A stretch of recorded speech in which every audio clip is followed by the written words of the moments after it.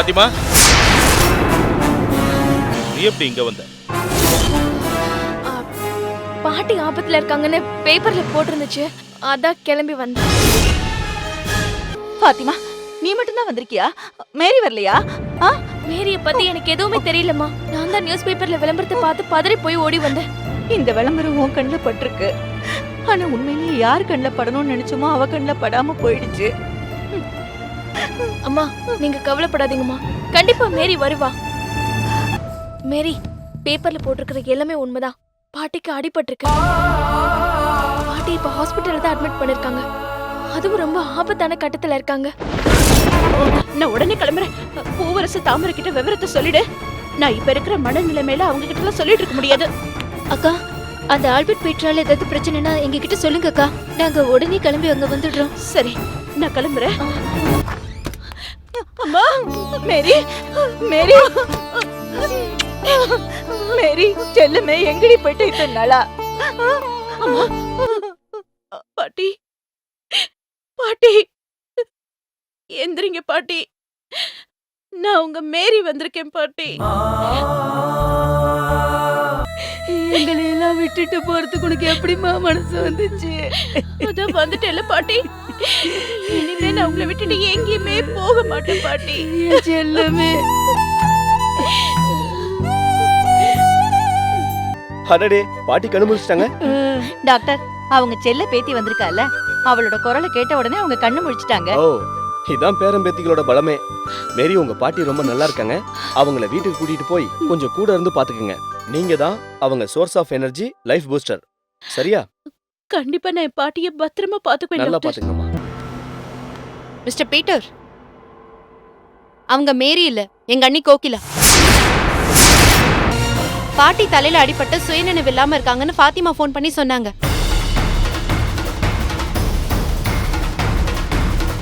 பாட்டி மனசு முழுக்க மேரி தான் இருக்கா. நீங்க கொஞ்ச நேரம் மேரி மாதிரி வந்து அவங்க கிட்ட ஆறுதலா பேசிட்டு இருந்தா பாட்டிக்கு நினைவு திரும்ப வழி இருக்குன்னு ஃபாத்திமா எனக்கு ஃபோன் பண்ணி சொன்னாங்க. அதனாலதான் எங்க அண்ணி கிளம்பி வந்தாங்க. இப்ப பாட்டி நல்லா ஆயிட்டாங்க. சோ எங்க அண்ணி வந்த வேலை முடிஞ்சது. நாங்க கிளம்புறோம். அண்ணி வாங்க போலாம். மேரி, என்னம்மா ஒண்ணுமே பதில் சொல்லாம நிக்கிற?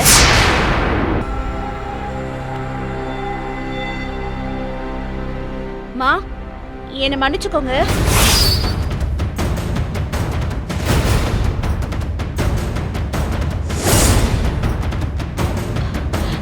பாட்டி, நீங்களும் என்ன மன்னிச்சுக்கோங்க.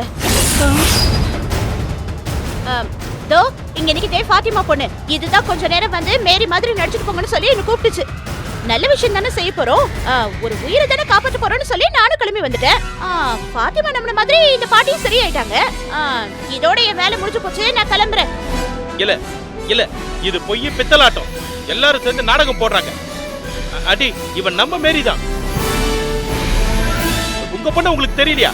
இவன் நம்ம மேரி தான். ஏய், என்ன நீ சும்மா ஆவே இவன் மரியாதை இல்லாம பேசுற? அடிச்சு பல்லுகள கொளுத்திடுவே, ஜாக்கிரதை.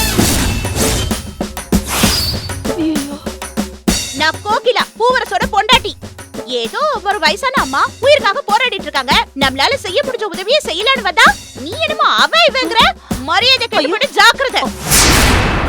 இனிமே மேரிய உங்களுக்கு பார்க்கணும்னு தோணுச்சுன்னா உடனே புறப்பட்டு என் வீட்டுக்கு வந்துருங்க. சரி, இப்ப நான் கிளம்புறேன். மேரி, பாத்திமா, வந்த வேலை முடிஞ்சு போச்சு. நம்ம கிளம்பலாமா? அம்மாடி.